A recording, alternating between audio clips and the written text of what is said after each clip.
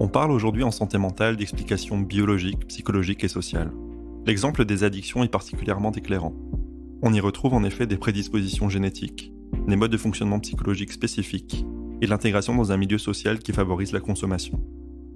Pour en parler, nous recevons aujourd'hui Yann, un homme qui a grandi avec des parents en proie avec plusieurs addictions. Il nous raconte comment il a vécu cette expérience de la maladie d'un proche et les conséquences que celle-ci a eues sur lui.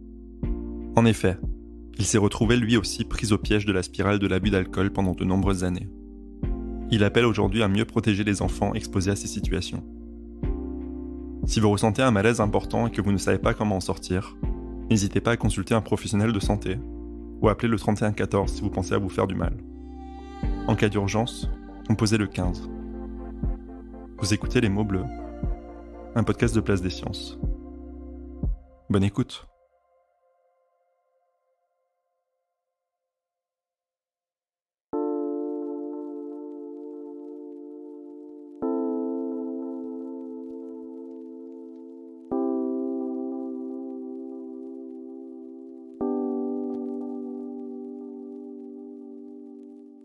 Bonjour Yann.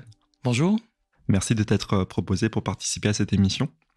Est-ce que tu peux nous dire aujourd'hui de quoi tu viens nous parler ? Oui, alors moi je viens vous parler de la vie d'un enfant qui grandit avec un ou des parents malades de l'alcool. C'est ce qui a été mon cas et donc je viens partager un peu mon expérience. Je sais qu'il y a pas mal de gens qui sont dans cette situation. Il faut protéger les enfants. Et voilà, je viens témoigner. Donc j'ai 46 ans, l'histoire est un peu ancienne, mais je pense qu'elle peut être intéressante.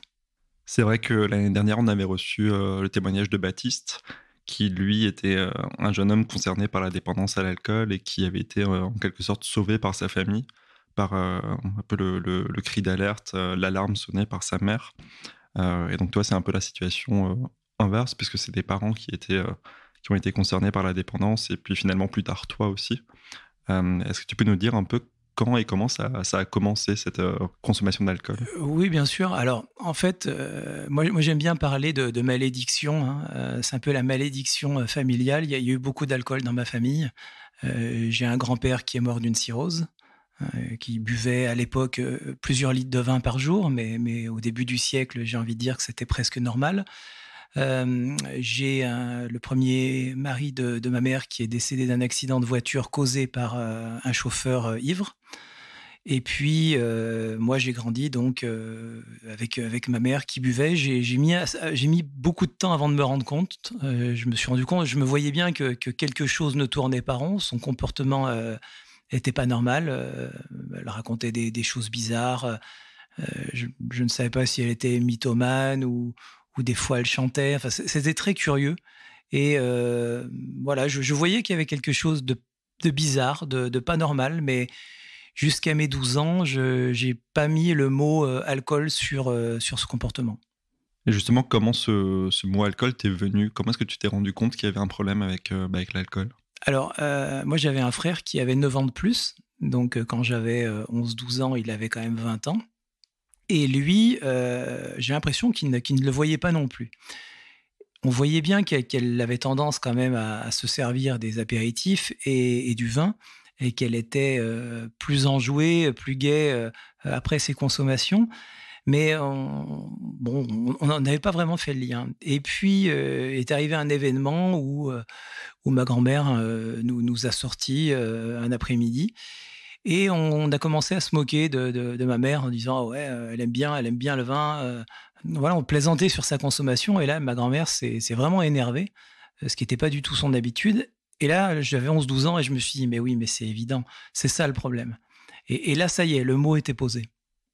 Et à partir de ce moment-là, est-ce que tu en as parlé avec ta mère ou ça s'est passé comment ? Non, alors moi, j'ai jamais osé en parler. Ça a toujours été le déni. Toutes les années qui se sont suivies où finalement sa consommation s'est empirée, jusqu'à arriver dans des états d'ébriété assez impressionnants. J'ai jamais osé en parler. Quand elle était sobre, je n'osais pas lui parler. Et en revanche, quand elle était vraiment ivre, je la traitais de tous les noms.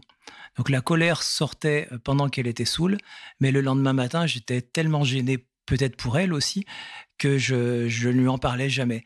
Et évidemment, insulter quelqu'un qui, pendant la période d'alcoolisation, ça ne sert strictement à rien puisque de toute façon, elle a oublié le lendemain. Donc ça a commencé quand tu étais très jeune, tu t'en es rendu compte au début de l'adolescence. Et comment est-ce qu'on se développe en tant qu'enfant dans un contexte familial qui est miné par la dépendance? Il y a une peur. En fait, pourquoi il y a une peur? C'est que quand on est avec un parent alcoolisé, les jours où j'étais seul avec elle, hein, c'est-à-dire le mercredi, notamment à l'adolescence, c'est qu'elle va conduire. Elle va m'emmener à des activités, on va aller dans un centre commercial, et le problème, c'est qu'elle est saoule. Donc, je vois bien qu'elle a du mal à conduire, et je suis donc sur la place passager, mort de trouille. En espérant ne pas avoir d'accident. Je me souviens j'ai des très mauvais souvenirs de coups de klaxon, pas mal de carrosseries régulièrement abîmées. Donc finalement, c'est la peur. Ça, c'est le premier sujet, c'est la peur, en se disant elle fait n'importe quoi, qu'est-ce qui va m'arriver? Et après, le deuxième sujet, c'est la honte, c'est-à-dire que quand on va dans des rues commerçantes où les commerçants commencent à nous connaître, vous êtes avec votre mère qui titube, qui raconte n'importe quoi, les gens regardent, et c'est un regard qui est extrêmement gênant parce que il est entre la moquerie et l'empathie finalement. Ils doivent dire mais qu'est-ce qu'il fait ce gosse? Mais à côté de ça, tout le monde aime bien se moquer de quelqu'un qui titube, hein. Donc c'est très très gênant. Donc un espèce de mélange entre la peur et la honte. Et est-ce que ça a eu des répercussions aussi sur ton insertion dans le milieu scolaire? Alors dans le milieu scolaire, pas forcément. En revanche, quand est arrivée l'adolescence, voilà, quand je commençais à aller chez des copains ou quand ils voulaient venir à la maison, c'était toujours la honte.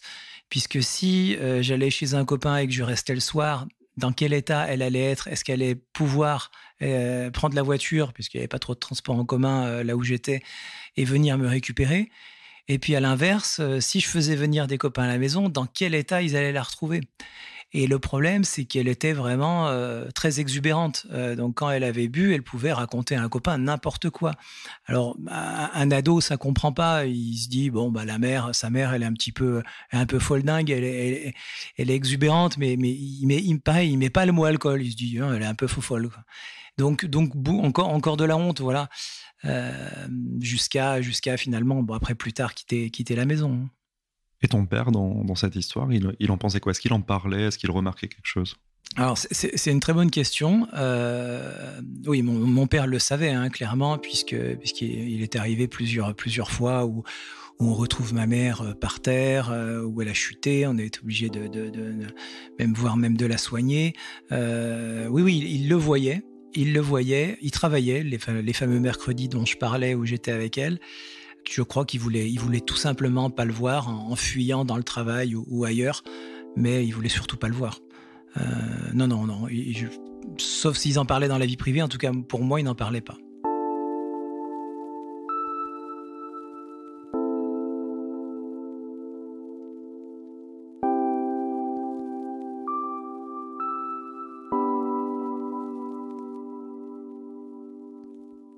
Tu nous as dit qu'avec les années, pendant ton adolescence, la consommation de ta mère s'était empirée. Est-ce que tu peux nous en dire un peu plus sur l'évolution justement de cette consommation et les répercussions qu'elle peut avoir aussi sur la personne elle-même? Comment ça se manifeste? Comment est-ce qu'on peut le reconnaître? Alors, bien sûr. Alors, donc avant mes 11 ans, hein, quand je disais que je ne me rendais pas compte, j'ai quand même quelques souvenirs de repas de Noël avec des plats qui finissent par terre. Donc, quand même, une ébriété les soirs de fête.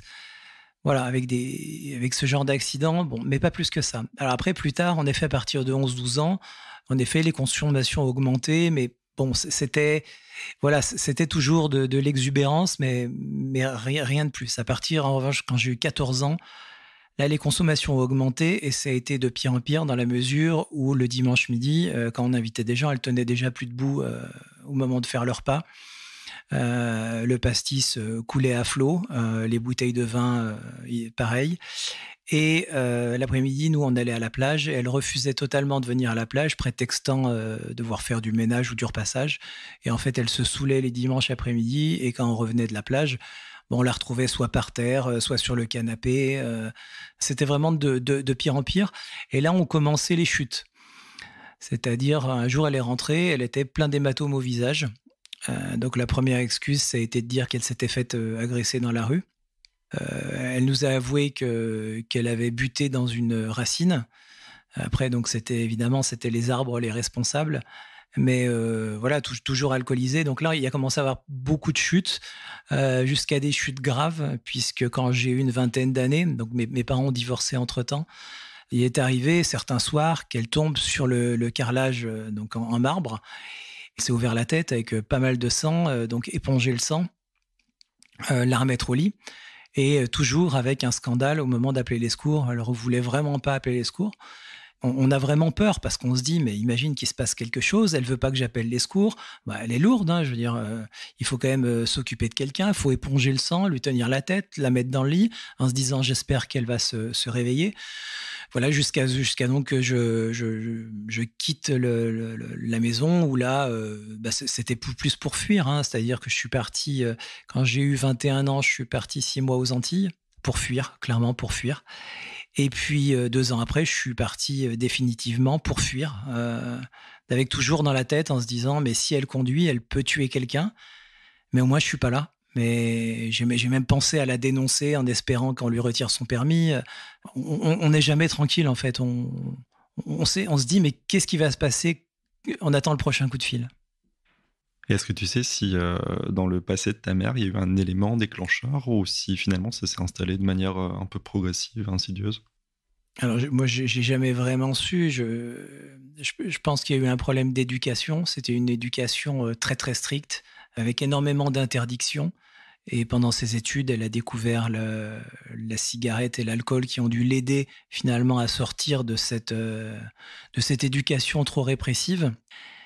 Et donc, voilà, on commence étudiant, ensuite on continue de consommer, et puis un accident de la vie. Donc, comme je le disais au départ, son premier mari est décédé sur la route. Mon frère devait avoir 7 ans.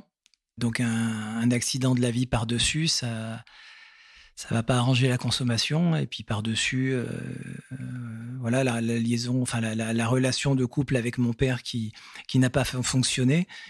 Donc tout ça, ça rajoute des problèmes et donc ça rajoute des verres. C'est bien que tu parles justement du tabac aussi, parce qu'on sait que souvent les addictions vont un peu en groupe. Est-ce que justement il y a d'autres substances auxquelles ta mère touchait? Alors très jeune, elle fumait en plus de boire, et donc elle a arrêté une bonne dizaine d'années. Donc là, il restait que l'alcool. Et puis finalement, après, quand je suis parti de la maison, elle a recommencé à fumer. Et là, donc, le cumul alcool plus tabac, donc elle a développé un cancer du palais, puis un cancer de la langue. Donc ça, c'était le tabac. Et puis il y a eu autre chose par-dessus, hein, qui est venu, on va dire, assez tard, mais c'est les benzos. Donc le Xanax, consultation chez un psychiatre, qui évidemment, où on ne parle pas d'alcool, hein, on vient parler d'un divorce, mais surtout pas du vrai problème, hein, le déni total. Non, je bois pas. Donc elle allait finalement chez le psychiatre plutôt pour parler de son couple qui n'allait pas.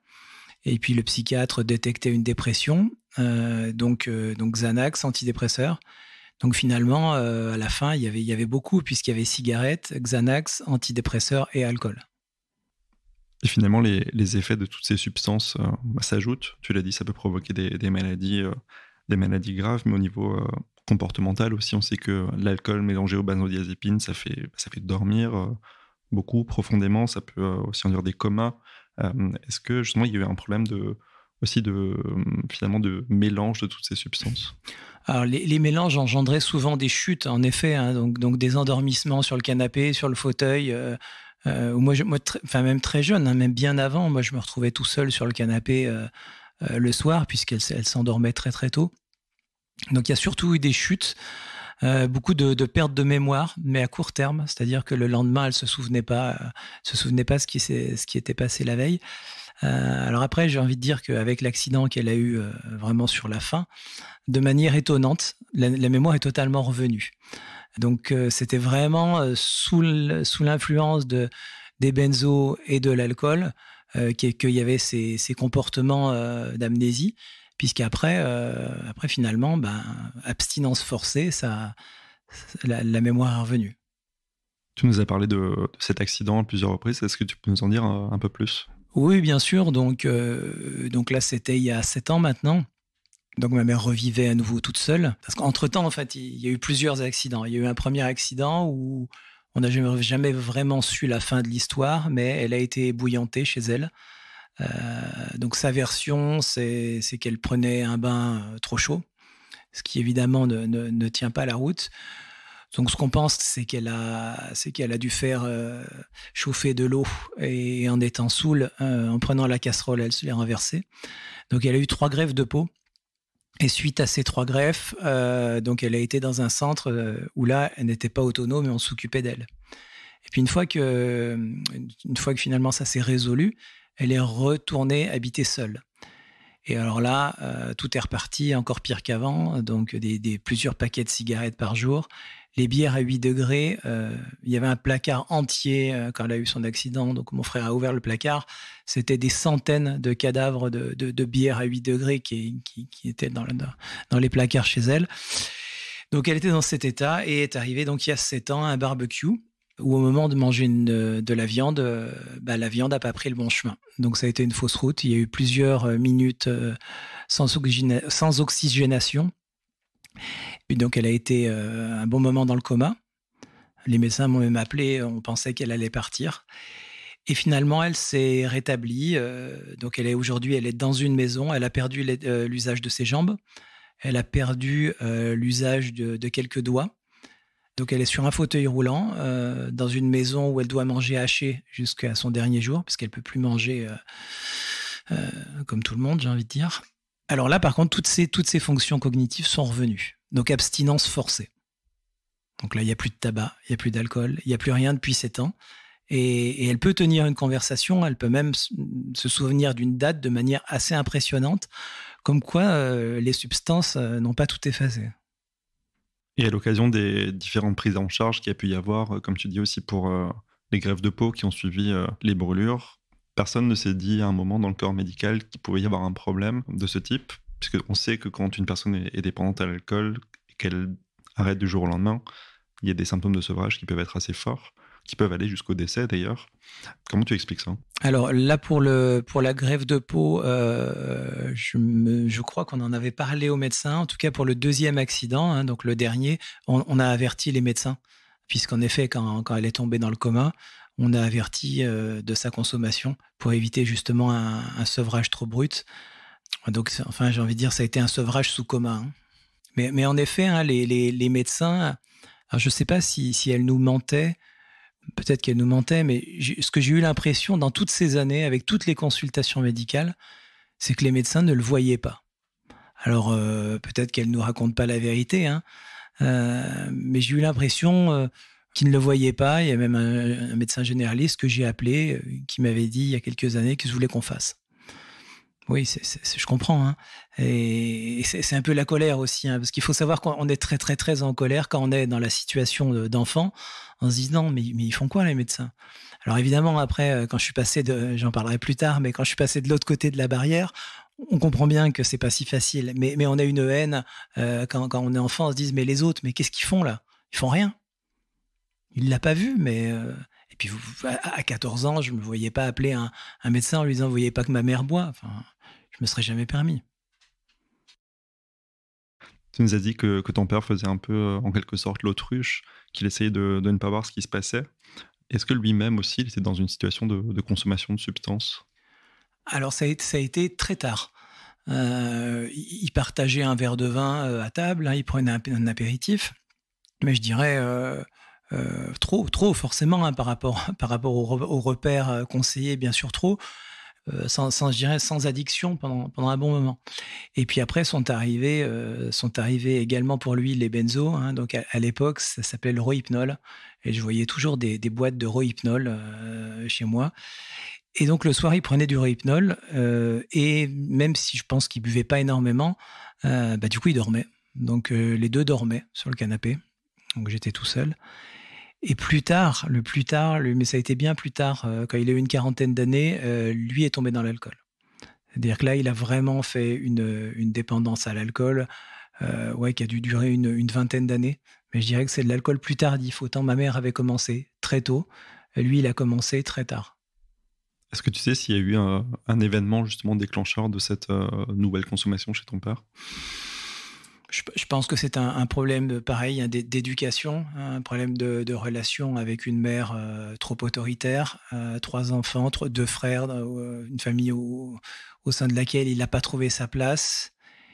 Et puis, voilà, des raisons personnelles et un couple en plus qui n'a pas marché. Tous ces éléments. Et au niveau des médicaments, notamment anxiolytiques, il me semble que tes parents étaient pharmaciens. Oui. Donc ils avaient un accès aussi privilégié aux substances sans forcément besoin de passer par un médecin.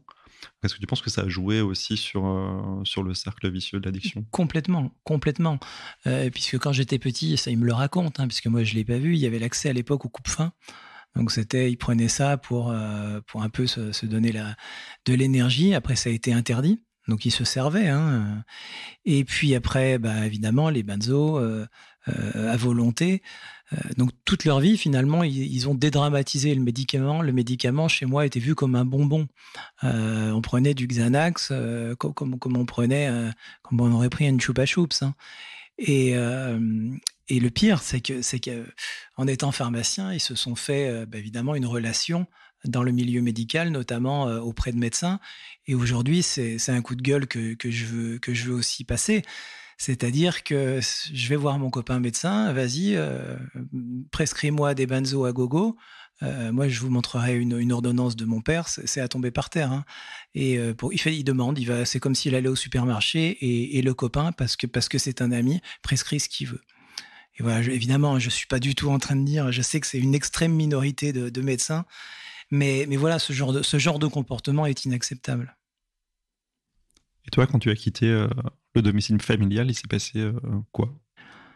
Alors, moi, ce qui s'est passé, c'est que pendant mon adolescence, donc à partir du moment où j'ai eu mon permis, alors déjà, ce que je voulais rappeler, c'est que j'ai passé la conduite accompagnée parce que ma mère était tellement saoule le mercredi qu'au moins à partir de l'âge de 16 ans, c'est moi qui conduisais.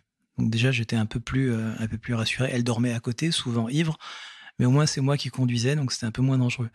À partir du moment où j'ai eu mon permis, moi j'ai connu les soirées étudiantes très très très arrosées. Donc je buvais beaucoup, mais vraiment beaucoup. J'ai eu mon premier coma éthylique, j'avais 19 ans.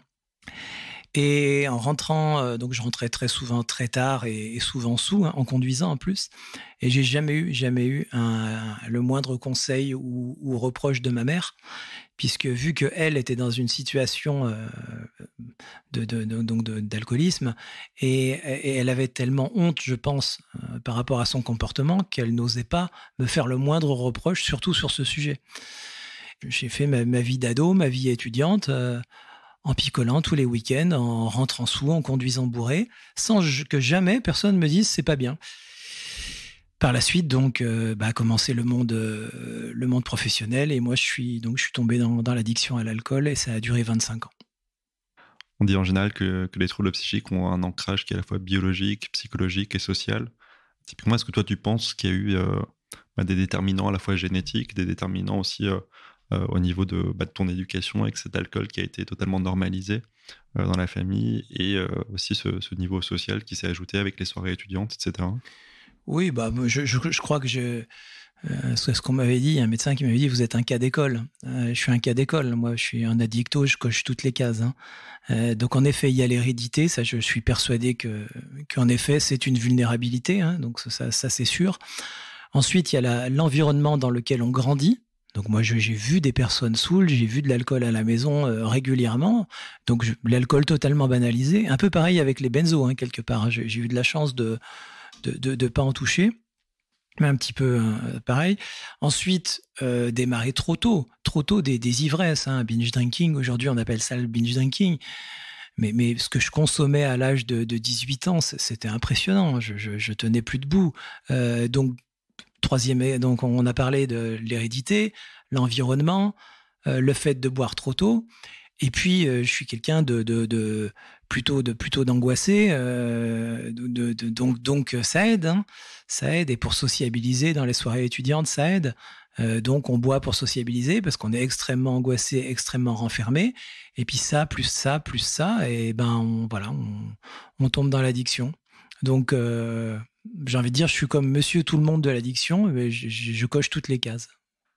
Est-ce que ton père, ta mère ou toi-même qui a eu du coup 25 ans de dépendance derrière toi, en garder des séquelles aussi physiques, puisqu'on sait qu'il y a pas mal de choses qui peuvent se passer dans le corps après une longue consommation, des problèmes de foie, des problèmes neurologiques aussi, psychiatriques. Est-ce que typiquement sur des consommations aussi importantes et aussi longues, on en garde des traces? Donc ma mère, a priori, non. D'après les derniers examens, enfin des traces, il y a quand même eu deux cancers, hein, donc palais et langue. J'ai envie de dire, entre guillemets, à part ça, il n'y a pas d'autres séquelles. Mon père n'a pas eu de séquelles. Pour moi, j'ai eu, en effet, c'était juste après une première tentative d'arrêt, j'avais fait des examens de foie, et en effet, il y avait un problème sur le foie. Donc c'était une stéatose. En 4 mois d'abstinence, le foie était redevenu normal. Et la deuxième et dernière fois, hein, donc là, depuis l'abstinence, la bonne, j'espère cette fois, là, il n'y avait rien du tout. Donc non, aujourd'hui, je considère que j'ai aucun symptôme. Les symptômes, ils sont psychologiques, mais ils sont pas physiques.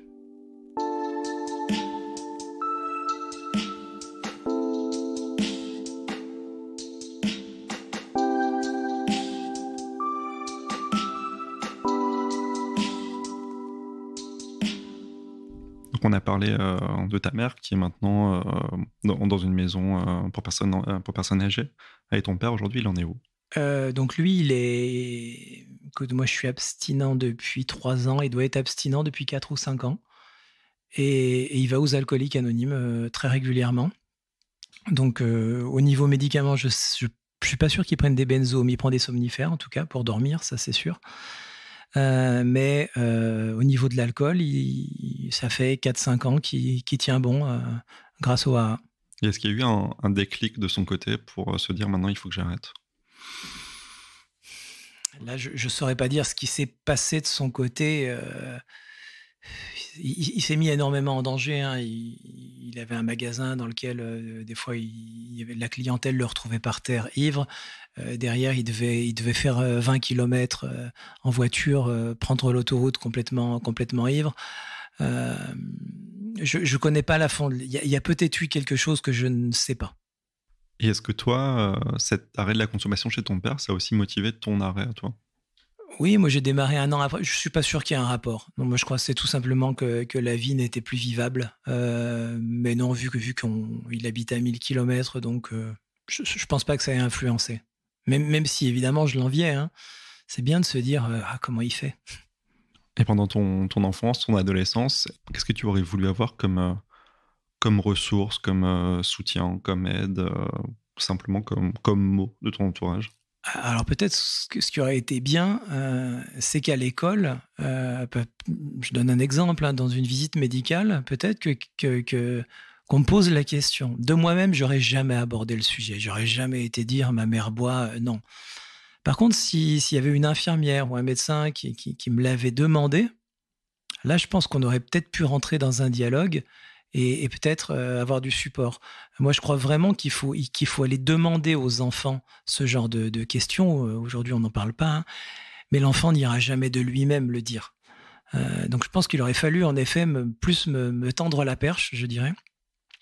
Et après, à l'époque, hein, c'est vrai, il n'y avait pas Internet, il n'y avait rien. Est-ce qu'aujourd'hui, si je me retrouvais dans la même situation, j'irais sur des groupes Facebook, j'irais regarder des associations? Je sais qu'il y a Al-Anon, en Suisse, il y a pas mal de choses. Je ne sais pas si je le ferais. Je ne suis pas persuadé, en fait. Je crois qu'on n'y va pas de nous-mêmes. Il faut qu'on nous tende la perche pour ce sujet. Tout à l'heure, tu nous disais aussi tes interrogations quand tu étais petit de finalement pourquoi personne ne fait rien, pourquoi les médecins ne font rien. Tu nous as dit que tu avais compris plus tard justement que c'était pas si simple. Est-ce que tu peux nous en dire un peu plus justement là-dessus, sur la complexité de la prise en charge? Bien sûr, c'est tout simplement c'est que quand on est malade de l'alcool, c'est une volonté. On est acteur de son changement et c'est vraiment une volonté qu'on doit prendre pour soi. Et quand quelqu'un est pas prêt, quelqu'un est pas mûr, le médecin va pas faire de miracle. C'est-à-dire que si vous ne voulez pas vous en sortir, on peut pas forcer quelqu'un à arrêter de boire, ça existe pas. Il faut que la volonté, ouais, c'est une volonté de changer, mais c'est pas une volonté de.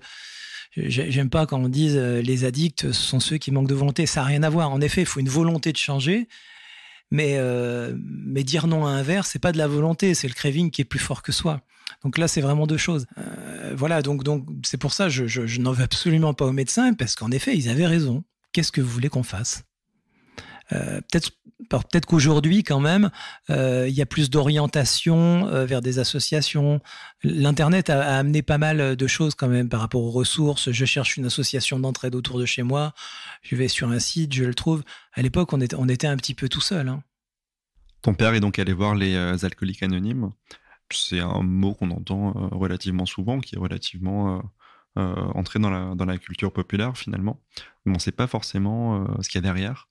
Est-ce que tu peux nous en dire un peu plus sur ce qu'on fait aux alcooliques anonymes ? Oui, bien sûr. Alors déjà, je tiens à préciser que je ne suis pas aux alcooliques anonymes, mais c'est vrai que je suis assez passionné par ces sujets. Donc en fait, les alcooliques anonymes sont nés autour des années 30 par un boursier qui s'appelait Bill Wilson. Et ce boursier, il était très dépendant à l'alcool. Et il traînait avec un de ses copains qui buvait encore plus. Et puis il a commencé à dégringoler, plusieurs passages en clinique. Son cas était entre guillemets désespéré. Et puis un jour, son copain d'université, donc qui était encore pire que lui, vient le voir et il est rasé, il est propre, il est clean et il dit qu'il est heureux. Alors Bill Wilson lui dit mais c'est quoi ? Il dit bah écoute je fréquente le groupe Oxford où on parle entre nous de notre maladie et en parlant on se soigne. Donc il y croit pas trop. Et puis un jour, il va à nouveau dans une clinique et son copain revient le voir et lui dit « Mais il faut que tu te trouves une force supérieure et ça va t'aider. » Et alors là, attention, je ne mets n'y voyez absolument rien de religieux parce que je vous raconte juste l'histoire telle qu'elle est écrite. Cette nuit-là, Bill Wilson, qui est à l'hôpital, voit une lumière blanche et arrête définitivement de boire. Donc finalement, il a trouvé sa force supérieure. Et ensuite, quelques mois après, il va dans un congrès et il a une subite envie de boire. Et donc là, il descend et il prend le téléphone et il cherche des alcooliques. Donc il appelle même le prêtre, il cherche des alcooliques et il trouve un médecin qui va voir le lendemain qui est malade de l'alcool. Donc il va le voir et puis le médecin lui dit « Non, mais de toute façon, vous pouvez rien faire pour moi. » Et il lui dit « Non, mais je viens pas vous soigner vous. C'est en vous parlant que je vais me soigner moi. » Finalement, l'entretien qui était censé durer un quart d'heure va durer 4 heures. Et à partir de là, c'est là que tout est né entre Bill et le docteur Bob. Et ensuite, en fait, ils vont réunir toute une communauté de malades de l'alcool. Ils vont en parler. Et entre eux, ils se rendent compte que, en croyant à une force qui n'est pas forcément religieuse, ils disent bien tel qu'on le conçoit. Et en parlant, en fait, le principe d'en parler, on se soigne soi-même. Et c'est le principe finalement de la pérédance qui était né en 1935. Et donc depuis, il y a des centaines de milliers de groupes à travers le monde. Alors il y a beaucoup de moqueries, beaucoup qui disent que oui, on se donne la main, on fait notre père. Moi, peu importe, je n'irai pas juger, c'est pas mon. Mais en tout cas, ça marche. Pour beaucoup, ça marche. Il y a plein d'autres associations. Il ne faut pas faire un focus sur les alcooliques anonymes. Il y en a plein d'autres en France. La liste, on peut les avoir sur le site de la Camrup. Mais voilà, c'était pour la petite histoire. Tu as parlé de pérédance. Toi, tu es aussi patient expert. Oui. Est-ce que tu peux nous dire ce dont il s'agit ? Parce que Baptiste aussi nous en avait déjà parlé, mais peut-être que tu as une expérience un peu différente. Donc, en fait, pour être pérédant, enfin de patient expert, il faut avoir été malade dans notre cas, parce qu'on est patient expert addiction, donc avoir été malade d'une addiction et être établi. À partir de là, donc moi j'ai suivi des formations, des petites formations en addicto, réaliser un stage, et puis on aide soit dans des groupes de parole, soit sur des forums sur Internet. Voilà, on aide et au terme, donc on passe une certification. Donc voilà, l'idée c'est d'être pérédant en ayant, je dirais, un peu plus de connaissances sur le sujet. Donc bénéficier de son expérience, son savoir expérientiel pour aider l'autre. Et on se rend compte que quand on discute avec des patients. Moi, j'ai pendant mon stage un groupe de parole en hôpital de jour où le médecin m'avait dit ils ne se sont jamais autant livrés. C'est-à-dire que c'est vraiment impressionnant quand la personne est malade, qu'elle sent que dans la pièce, il y a un père qui a vécu la même chose, qui la comprend. La parole se délie totalement. Et j'ai eu le cas également en consultation d'addicto avec un addictologue, où déjà quand l'addictologue dit qu'à côté c'est un ancien malade, le patient parle. C'est vraiment impressionnant. Là, on est dans la prise en charge. On sait que pour éviter la prise en charge, en général, il faut faire de la prévention. Comment est-ce que tu regardes aujourd'hui les politiques de prévention qui sont censées lutter contre les addictions, qui sont menées en France ou ailleurs? Alors, on va me dire que dans d'autres pays c'est pire, mais en France, je trouve que c'est assez catastrophique. On essaie quand même, les lobbies de l'alcool essaient de cibler les jeunes. On voit bien l'apparition des hard seltzer il y a un peu plus d'1 an, ces espèces de canettes avec les couleurs un peu jeunes, sympas, qui sont soi-disant bonnes pour la santé à plus de 5 degrés d'alcool. Et j'en ai vu pas mal cet été sur la plage. Donc ils ont réussi leur coup. Donc on essaie de vraiment cibler les jeunes. Là aujourd'hui c'est la mode du zéro. Alors le zéro alcool, moi évidemment c'est mieux que de l'alcool, mais c'est quand même des stratégies pour rentrer dans les familles. Donc évidemment le papa maman ils acceptent que les enfants boivent parce que c'est une zéro, et puis le petit à petit ça va dévier vers une 5 degrés. Puis, à mon avis, le gros problème, c'est le tabou. Est-ce que dans l'éducation nationale, moi, j'aimerais bien qu'on aborde le sujet des addictions et qu'on parle aux enfants. Est-ce que tu as un papa, une maman? Est-ce que, en restant confidentiel, mais tout ça, c'est totalement tabou. Et je parle pas des publicités qui sont autour des écoles, qui sont autour des centres, des hôpitaux, des centres d'addictologie. Tout est fait pour nous faire voir. En ce moment, on est en pleine foire au vin. C'est chargé 25% sur la carte de fidélité. C'est la deuxième bouteille à moins 50%. C'est les meilleures bouteilles à moins de 8 euros. Donc là, je les connais tous. Voilà, c'est totalement inadmissible. On est incité à boire. Aujourd'hui, on sait qu'il n'y a pas de consommation sans risque. C'est-à-dire que le risque de développer une maladie est présent dès le premier verre. Et on voit bien que tout est fait pour nous faire boire. Et qu'est-ce qu'on peut faire aujourd'hui pour éviter que des jeunes puissent ne pas répondre justement à ces incitations qui sont, comme tu l'as dit, partout? On voit surtout les panneaux publicitaires autour des écoles, sur des hôpitaux, dans la rue, à la télé, dans les stades de foot. Qu'est-ce qu'on peut faire aujourd'hui? Je crois que les parents ont leur rôle à jouer. C'est-à-dire qu'il faut parler, selon moi, après, il faut parler du produit, mais sans le diaboliser. On va pas empêcher un enfant de boire de l'alcool, on va pas empêcher de fumer un joint un jour. Ça, bien sûr que non. Après, je crois qu'il faut lui expliquer dans des mots simples ce qu'est l'addiction, et il le comprendra. Mais de ne pas, attention, sans parler de prohibition, pas du tout, d'expliquer, voilà, attention, tu pourrais dévier, voilà ce qui va se passer. Mais aujourd'hui, c'est totalement tabou dans les familles. Mais est-ce que finalement, beaucoup d'adultes eux-mêmes seraient capables de définir ce qu'est une addiction? Alors, Coluche disait, un alcoolique, c'est quelqu'un qui boit autant que vous, mais que vous n'aimez pas. Voilà, je crois que j'ai répondu. Personne n'est alcoolique. C'est toujours le voisin qui l'est. Donc évidemment, il y a un déni. Parce que il y a plusieurs choses. Il y a soit on est juste au-dessus des repères, soit on est dans la dépendance. Et puis il y a une frontière où il y a pas mal de gens qui sont entre les deux. Donc justement, est-ce que tu peux nous rappeler aujourd'hui quels sont les repères de Santé publique France concernant l'alcool? Oui, c'est 2 verres par jour, 5 verres par semaine et 2 jours sans alcool. Mais au Canada, une nouvelle étude vient de paraître et finalement, ils sont en train de revoir ces repères à la baisse et on parlerait entre 0 et 2 verres d'alcool par semaine.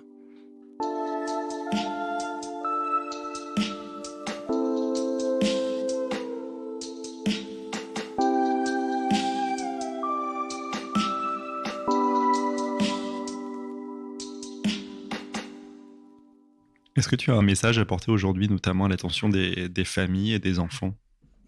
Oui, si je peux m'adresser, c'est pas évident de s'adresser, parce que je sais que le sujet est compliqué.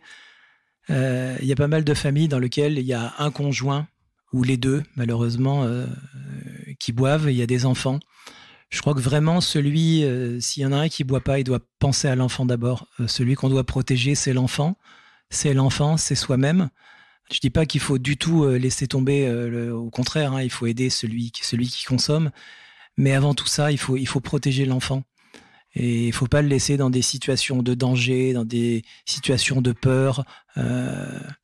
L'enfant est le premier à être sauvé dans ce genre de situation. Voilà, c'est ce que je voulais. Tu nous as dit que tu étais désormais abstinent depuis 3 ans. Alors d'abord, félicitations. Merci. Est-ce que tu peux nous dire ce que ça t'a appris, justement, ces 25 années de dépendance et finalement maintenant la sortie de cette dépendance? C'est surtout que la nervosité a fortement baissé. L'humeur, la dépression est totalement partie.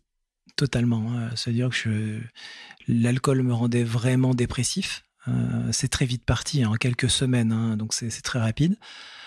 Donc moins de nervosité, plus de dépression, plus d'obsession à se lever le matin en se disant à quelle heure je vais boire, comment je vais m'organiser là au boulot pour m'absenter, pour aller boire, parce que finalement c'est ce qui drive notre vie, c'est à quelle heure va être le prochain verre, hein, et comment je vais m'organiser pour le boire.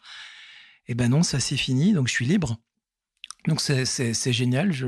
Là-dessus, j'ai envie de dire, sans une nouvelle fois, hein, je veux absolument pas paraître prohibitionniste parce que c'est pas du tout mes idées. Mais oui, pour quelqu'un qui est malade, je sais qu'on parle de consommation contrôlée, hein, bien sûr, qui peut fonctionner dans certains cas, mais quelqu'un qui est malade depuis très longtemps, l'abstinence, c'est la meilleure chose qui puisse arriver. Et puis au moins, on se prend pas la tête, c'est-à-dire que on sait qu'on peut pas boire. Donc, on va pas se dire, oui, j'accepte un verre, je compte, je note, je sors mon cahier, on boit pas, puis c'est tout. Donc, on retrouve vraiment une vie de liberté. C'est pas du tout une punition, hein. Je me lève pas le matin en pleurant, en disant ouais, je suis abstinent. Non, abstinent, c'est. Je sais qu'il y en a beaucoup qui parlent de rétabli, mais qui veulent pas dire le mot abstinent parce que le mot abstinent, c'est la punition. C'est pas vrai du tout. Je me sens absolument pas puni. Après, c'est là qu'on voit vraiment qu'on est dans une société de l'alcool. On est dans un monde d'alcool. On peut pas être invité sans qu'il y ait de l'alcool. Au pot, il y a des pots au travail, c'est de l'alcool. J'ai envie de dire que pour être normal, il faudrait presque être de l'alcool. Et voilà, donc la première année est difficile. Je vais pas mentir, la première année est très difficile puisqu'on passe son premier anniversaire sans alcool, on doit passer un premier Noël sans alcool. Si on est invité et qu'on accepte les invitations, on doit les refuser. Donc la première fois qu'on voit des amis, il faut qu'ils comprennent. Alors on le dit ou on le dit pas, hein, ça pourrait chacun. Puis voilà, la deuxième, troisième invitation, c'est fini. On le demande plus, ça y est, on est catalogué, on est non buveur d'alcool et le problème est réglé.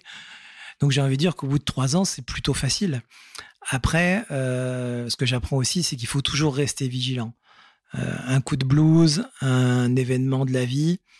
Et puis on sait jamais, être tout seul un soir dans un mauvais coup ou se faire proposer. On sait jamais. Faut toujours rester vigilant. Donc moi je reste dans l'ultra vigilance. J'espère que cette abstinence sera jusqu'au jour de ma mort. En tout cas, je me le souhaite. Mais en tout cas, ouais, c'est la liberté. Vive la liberté. C'est sur ces belles paroles qu'on va conclure cet épisode. Merci beaucoup Yann pour ce partage. On te souhaite également que cette abstinence perdure pour le reste de ta vie. Et on te remercie vraiment pour ces éclairages et ce partage. Merci à toi.